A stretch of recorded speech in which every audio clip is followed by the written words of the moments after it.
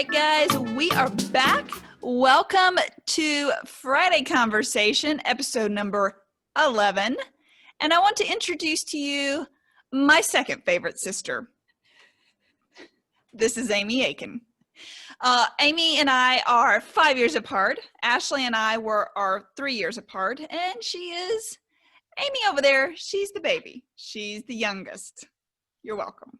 I am the baby, yes. So I want you to tell us a little bit about yourself. Yes, you can dive into childhood a little bit if you want, and then education and where you are now, just a little bit.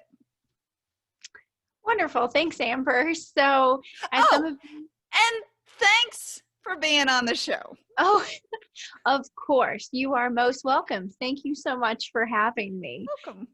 As Ashley pretty much said in our last episode, I am from Athens, Tennessee, born and raised, and grew up with two lovely sisters, wonderful parents, a dog, and a hamster. So, oh, Gus. Yes, Gus, named after my absolute favorite childhood movie, Cinderella. I am now living out of Canton, North Carolina with my wonderful husband, Anthony, and our two cats, Simone and Biscuit. So that's where sort of the journey has led us so far. Oh, and she just tipped the iceberg, y'all. We're going to dive into all those things, whether she wants to or not. So today, yeah, great. Thanks, sister. You're welcome. You're welcome. Today we're going to be talking all about how do you live life through service. And I gave you this much information about Aimee and the three sisters and really what we all bring to our table and what we're putting back out into the community. And Aimee has the greatest, largest, most hugeliest big heart you have ever met in all of your life. She would seriously give you the shirt off her back and not think another thing of it. And I feel like, especially this time of year, it is a good time to reflect on how maybe we could serve each other just a little bit more. And right now that might look like a little bit more money. Maybe you can't go out because of restrictions and serve, but definitely we're going to talk about a few things that might resound and resonate with you today. And we hope that you take that away. So here we go, Aimee. Are you ready? I'm ready. I'm so ready. Go ahead. Y'all. Hit me with your best shot. Here we go. After Ashley, she called me immediately and said, all right, you better give me all the questions. I need to know what you're going to throw at me. And I was like, you weren't supposed to tell them that. Oh, but what you don't know, don't know. I like to be prepared. Prepared is overrated. Fly by the seat of your pants. So seriously, what is the very first memory you have of service? And maybe what does it mean to you all thrown together in that little potpourri? I'm so glad you started with that question. It's probably one of the very first things that made me think about this assignment when you first said, because service, you had mentioned in our last interview with Ashley, you had said, yeah, our youngest sister, she's the service-oriented one. And I never really identified with that word before, but it's actually a perfect description. And it all begins when we were young. Probably that earliest memory was when I was 4, 5, maybe. And I remember going with grandmother and grandfather Adsit, our dad's parents, and we would do Meals on Wheels. And they enjoyed taking me with them and their little dog, Cinder. I really enjoyed that.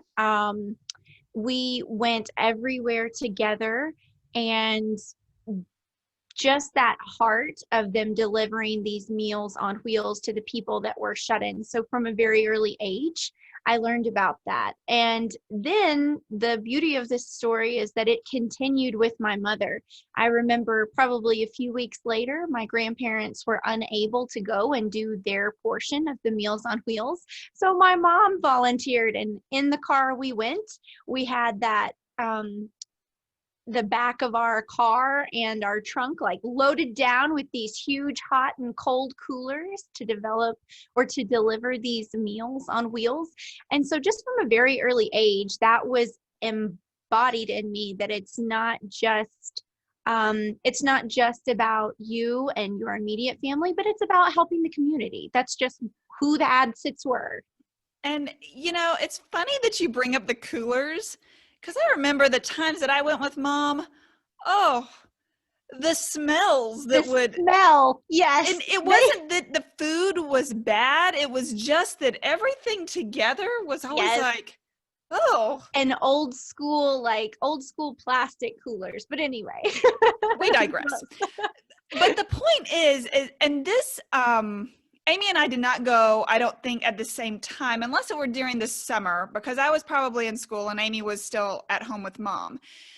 But when I was able to go with Mom, I remember she would say, okay, you're in charge of the cold. So I would literally bottoms up into the trunk to grab it was a little bag that had like a milk or a juice and maybe sometimes like a Jello or something like that. And Mom would grab the warm, and she always had like little pot holders because it was super hot.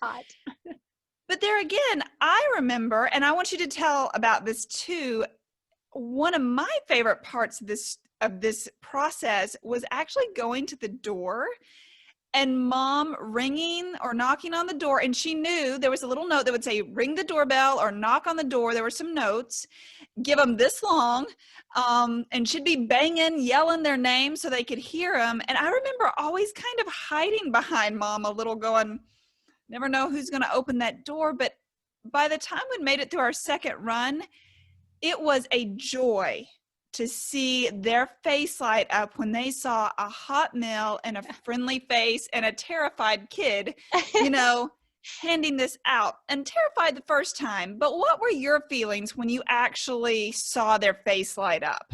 Oh, you know me, Amber. I don't think I was ever She was never scared. I was never. The one that was like peeking through like the little screens. It's like, hello, with the big don't spill your coffee, okay? Like, I know that's hysterical, but it's like, hello, sir, hello, we have food, and like the most basic sense, I think, was basically my brightness. Mom always said, to be the bright spot in someone's life, just share a smile. If you can do nothing else, share a smile.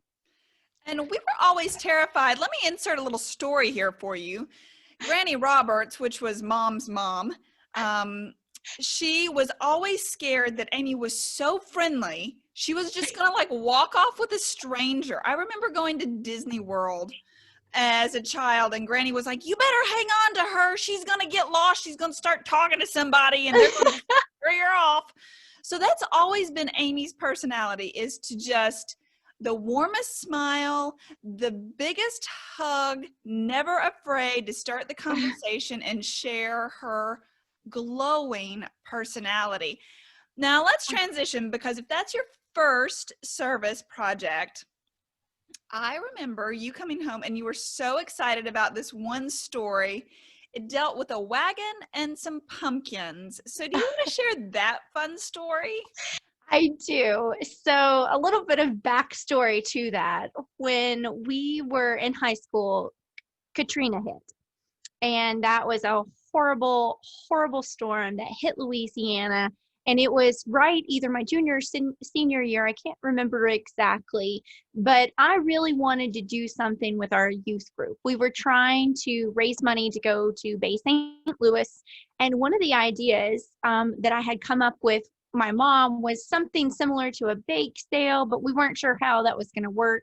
So we ended up thinking, oh, what do we have? What can we work with? And Mom said, well, I will donate the pumpkins that we grew in the garden this year, if the youth will agree to a help assist in the pie making process. And so we ended up making pumpkin pies. Now, the pie story happens about 5 years later. We continued this with our church, and the basis of this pie fundraiser was not just at Thanksgiving time or any of the holidays that you would think of. It actually came with a fun Athens tradition, which is now Pumpkin Town.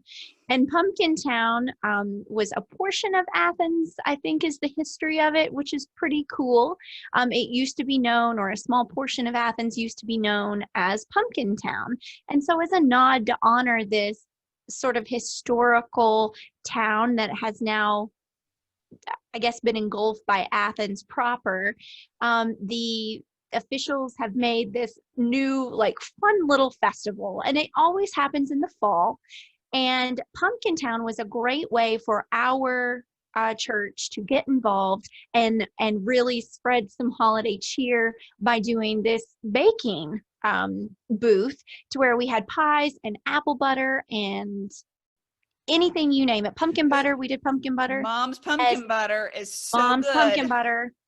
So we even would have the booth, we would have like a crock pot, and we would have this apple butter like wafting the smell, like coming. And so we would give everybody like little graham crackers for them to try the apple butter, and then they could purchase it. So it ended up working out perfectly. But Dad was helping this particular year. I had just gotten back from Mississippi and was helping them at the church.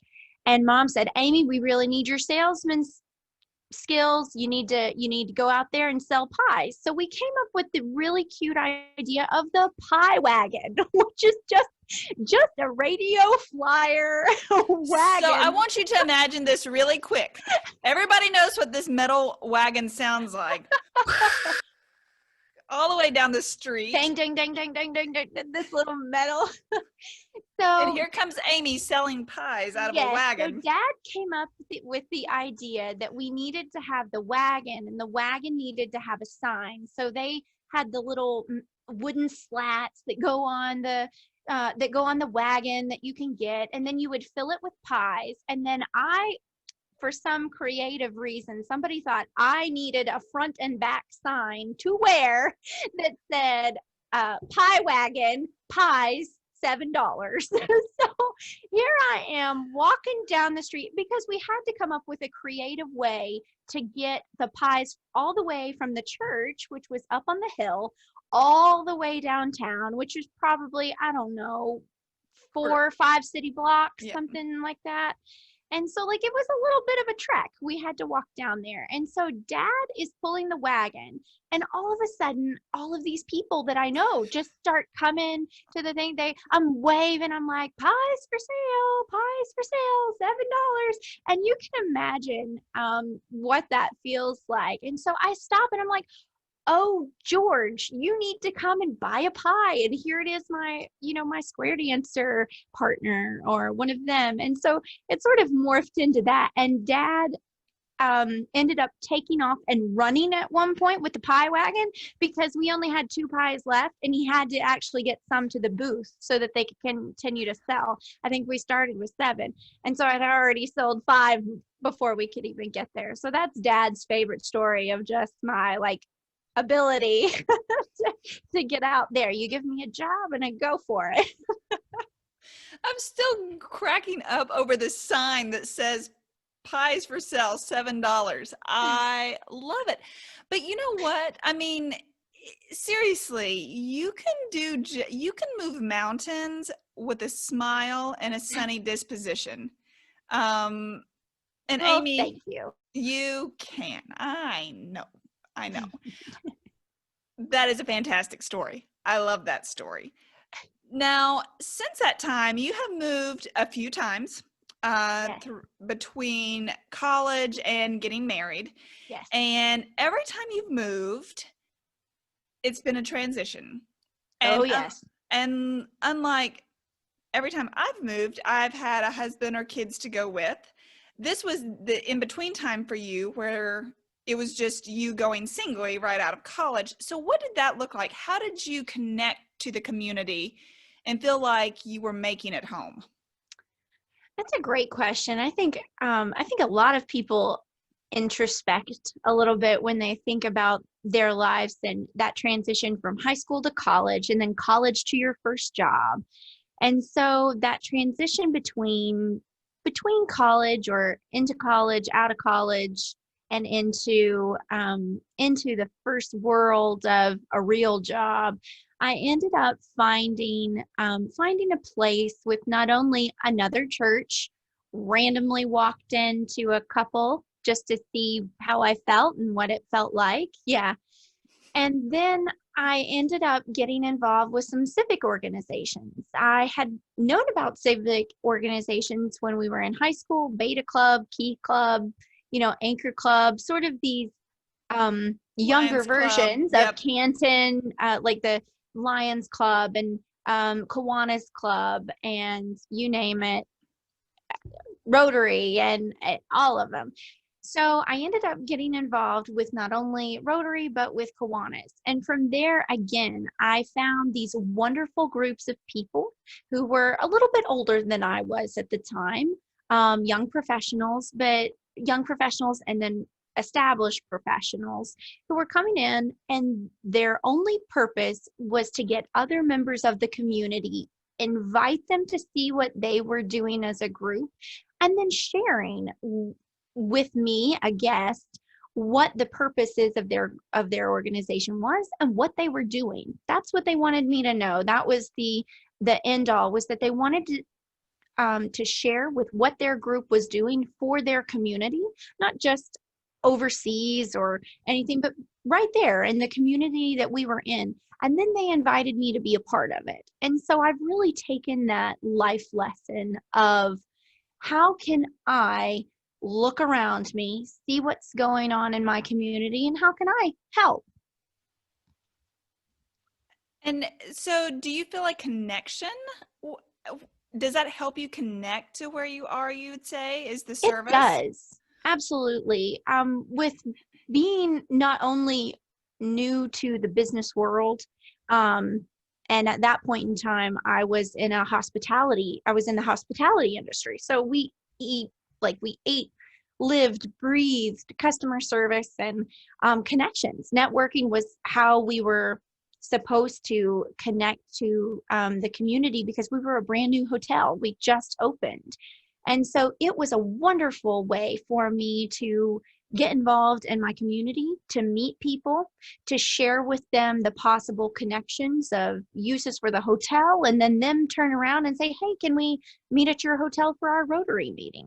Absolutely. It was just a great camaraderie, and a sharing of ideas. And then we were able to work together. I had a couple of fundraiser ideas that we came up with together and made work. We were together on parades, different things like that. I really think that when you're a service-minded person, like if that's your love language, when you go out into the community, you're going out to better the community. I mean, that's just what you think. Like, how can I make this better? How can I make George from over here feel connected? That's really what you do. That's what you love. And that connection, sometimes I feel like when we move from place to place, is what's missing. When I go into a new area, I'm just going, okay, how do I fit in here? What can I bring to the table? How can I make this place better? And I usually get 2 years to bring myself, the best of myself. And then hopefully when we leave, our family's made a small mark on their hearts. So that's always, and I think the best part is that it's not about you. It has nothing to do with you. But what's left is an overall feeling. What would you call that feeling? I don't know if I have words for that feeling. Ooh, an overall sense of accomplishment in the famous phrase, make the world a better place. Like you said, you said it perfectly. You're leaving your small bit of love, or just even a little handprint. You touch something that really made a difference in someone's life. And that's all about what we do. You know, we as humans, we're supposed to have that human touch, that human connection. I love it. I love it. So let's fast forward. We talked about college to marriage. Now, marriage happened. Y'all are living in North Carolina. Different job changes, and all the while you're still serving in your community. So what are you doing right now? What has your heart's passion right now? Well, so I'll back up just a little bit. When we first moved to Canton, similar story, you know, we didn't know anyone. You get involved in a church, which we did, and I ended up finding myself with some time that I could donate. It was right in the summer, like right June, July, right there at the beginning of summer, end of school. And I found out that a vacation Bible school was happening. And that is my ultimate love. Tired you will ever be. Well, I was just a volunteer, and I was able to volunteer with the director. And from that relationship, it just blossomed. It grew. Allison Spurl was the director, the children's minister at the time, and she just welcomed the help. You know, I called her up and I was like, "Hey, I know this is awkward. I'm new to town, but I really have a heart for Vacation Bible School. I'd love to help. How can I help?" And I think that's the big key that I took. I didn't necessarily say I've had experience. I'm just, hey, I'm two working hands. I have this amount of time. How can I help you? You know, and I took it from there. And then from that, I ended up meeting another friend here in Canton who was an active member of Feline Urgent Rescue. And she introduced me to the world of fostering. And oh my goodness, it was wonderful. I'd never done that before. We walked into her house and she has 84 kittens in oh one my gosh, bathroom. She really did have 84. My friend really does have 84 kittens. She bottle feeds the babies. And at one point in time when I had contacted her, she had 4 sets of bottle fed babies. So she was like, all right, let's get you started on this fostering. So I thought I was getting 1 kitten to foster. No, she gave me a litter of 5, and they were 2 separate families, but ended up being the same ages.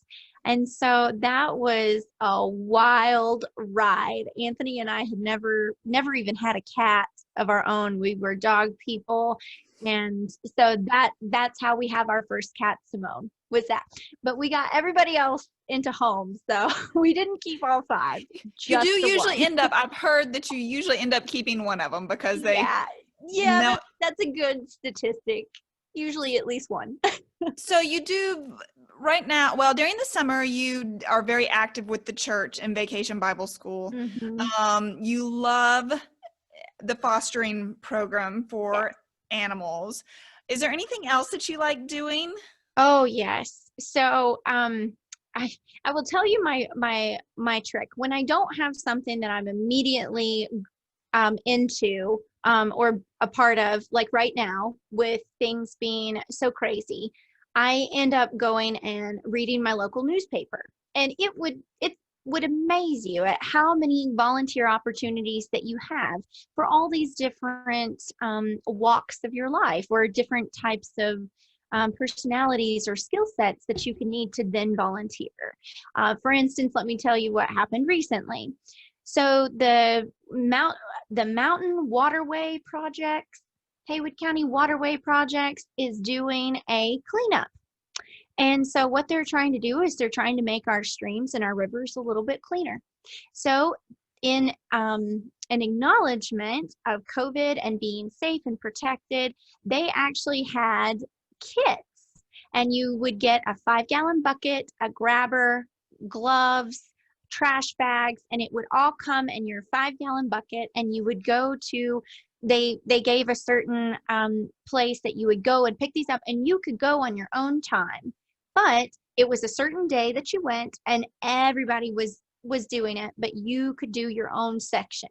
But that's something that you could do again COVID, you could do it with older children. You could do it with a spouse, especially if you love nature. That's just one example.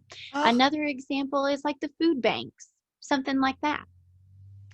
what do you like to do this time of year with your friends? I know you and I were discussing instead of gifting to friends, what do you like to do? Oh, great question. So we came up a few years ago with neither one of my friends needed anything, and I didn't either. And so we said, well, how about we just take the money that we were going to spend and put it towards an angel tree? We would still be able to get the time, which is really what we wanted, was time together. We could still be able to shop, which is always so much fun. And we could shop through the eyes of a child. We could take a child from the angel tree and look at their likes and dislikes and little coats and shoes that they need. And we were able to go and choose. So don't forget, you can always do something with a friend, especially if you don't need anything yourself. You can always give that time or that money. And again, do a gift swap for each other, but you're just doing it for an angel tree. I love that.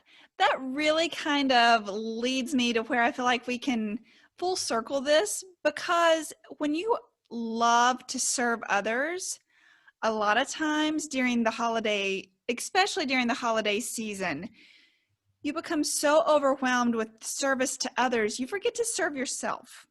And being a giver always, you have to remember that you need to serve yourself, because if you feel empty, there's no way that you can pour your positivity and your love for others out as easily.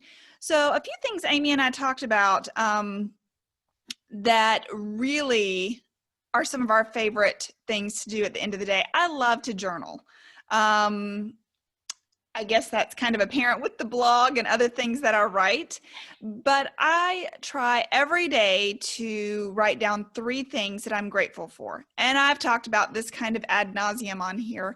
It's not just, oh, I love the sun, or I love that blade of grass, or, it's seriously, I want to look at some experience or life moment and go, how did it make me feel? What were the colors? What did I, just really make it very vibrant. So is there something that you do with journaling that's similar? I do. So a lot of times I really enjoy, I have a prayer journal that I work with a lot, that I can record. And really it's not anything, special. It just happens to be a Well, journal started. it is Yeah. special. It is I mean, it's for special to me. you. Like, it's not really for anybody. But I have to say, being able to go back and write down on some of those experiences, or, moments that I've gotten to serve others, just having that ability to be able to write those things down. And then now, being married almost 7 years in April, I'm able to go back through the life of our marriage and go through some of those journal pages and see what I did in Johnson City when we lived there, or what I did in Mississippi, like what I did all through this time of my life. And it's a nice pick me up. And it is also a reminder to be grateful for everything that we've been given and the situations that we have been a part of. And another one that I love is a random act of kindness every day. Train your brain to do one random act of kindness. It doesn't have to be donate 55 whatevers. Maybe it's a simple smile and you open the door for somebody. Maybe you let somebody cut in front of you trying to get out of the Costco parking lot this time of the year. Like, simple things. But when you put your mind in that moment of being grateful and positive and wanting to give back, it puts a whole different spin, I feel like, on your life. So one fabulous idea, I actually am stealing this from our older sister, Ashley. Haha, older sister. Sorry, Ashley. But our older, very talented, very, very also creative sister mentioned now that she is up north, there is a random act of kindness that their entire neighborhood does, which is really cool, and I want to share it. It's called being elfed. Being elfed. And being elfed is very similar to like Elf on the Shelf, and they do something, or it's like jingle belled, something really Bejingled. cutesy Yeah, that I can't remember right now, but we'll just go with being elfed. I think So it's elfed.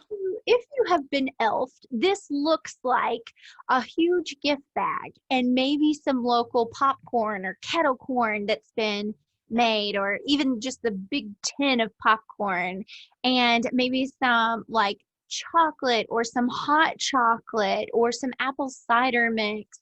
And that's all put in this little gift bag, and you don't tell anyone you're doing this. You just randomly drop it on the doorstep. And if they're there, or your neighbors customs, you can ring their doorbell and do ding dong ditch and go. Just help and go. But the act is supposed to be, they don't catch you doing this, but It's similar to being booed. yes, at yes, Halloween. being food at Halloween. Oh yeah, you've got this a treat trail, type. Yes, this has been too much fun. But before we go, I have one more story I want to share about Aimee. Oh goodness. No, I told you what I was going to share. I didn't want you to freak out. Okay. Y'all, she planned a 36th birthday party for me. It wasn't just me. It was Ashley too. So just my sisters planned a 36th surprise birthday party for me.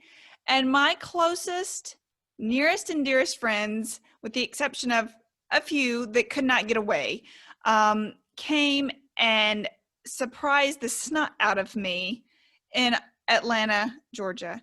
And I have never been so choked up and so grateful for an experience in my entire life. Her face was priceless. Aimee had managed to contact my friend from Australia, and my Aussie friend was sitting right there when I walked in. And I was like, wait a second. I know that we have not transported myself to Australia. How did you get here? What a beautiful, beautiful moment. And I think there's something to be said about a birthday. I mean, Aimee, all the women had a special part. Some of my friends are caterers and cake decorators, and every single person brought a different talent and passion to this birthday party, which made it even more beautiful. But why do I share this with you? I share it because birthdays are, if you have people show up to a birthday, it's like they're saying, we love that you are alive. And I think it's so very, very special to end on that note, because Jesus is the reason for the Christmas season. Now, there are a lot of holidays that are celebrated with lots of different religious backgrounds this time of the year. But because I am Christian, Aimee's Christian, we love the aspect of the birth. So right now, more than ever, be service-minded. Take a few minutes. There are so many different outlets that you can assist with, help with. Put a smile on your face, but more so, put a smile on somebody else's face. Thank you. Absolutely. Thank you for Amber. being here. In the notes, I will leave all the different organizations we've talked about. There are so many more. Find what really truly speaks to your heart and go out and give however you can. It doesn't have to be monetarily. It doesn't even have to be time oriented. But do what you can with what you have, and I promise you will feel amazing, and the person receiving will feel amazing too. All right, guys, don't forget to like the channel, subscribe, leave us a comment. We would love to hear how you choose to serve. That looks very different to lots of people. And we'll see you next time. Aimee, thank you. Can't wait to see you again. Yes, thank you. All right, talk soon.